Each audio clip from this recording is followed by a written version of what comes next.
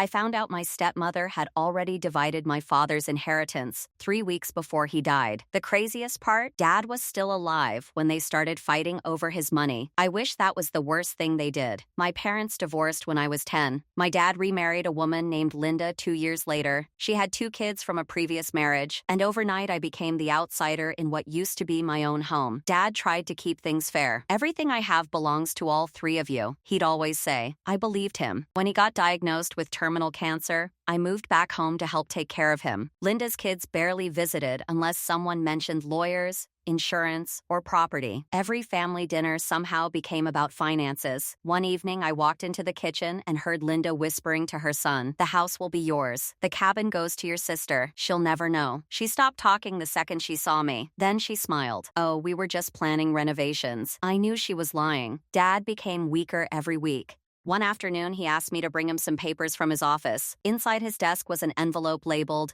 "Final Will," but when I opened it, it was blank, just empty pages. Someone had swapped every single document. I confronted Linda. She acted offended. "You really think I'd steal from a dying man?" Her son jumped in. "Maybe your dad changed his mind about you." That sentence broke me. For the first time in my life, I wondered if my own father had abandoned me. Dad passed away 4 days later. At the funeral, Linda cried louder than anyone. By the next morning, she'd already changed the locks. The lawyer called us in for the reading of the will. Linda walked in wearing black designer sunglasses like she'd already won. The lawyer cleared his throat. "I've been instructed to play a video before discussing the estate." A video? None of us knew what he meant. Dad appeared on the screen, sitting in his favorite chair. "If you're watching this," he smiled. "Then someone tried to tamper with my will." The room went completely silent. He continued, "I suspected someone would replace the documents, so the real will has been stored safely with my attorney for months."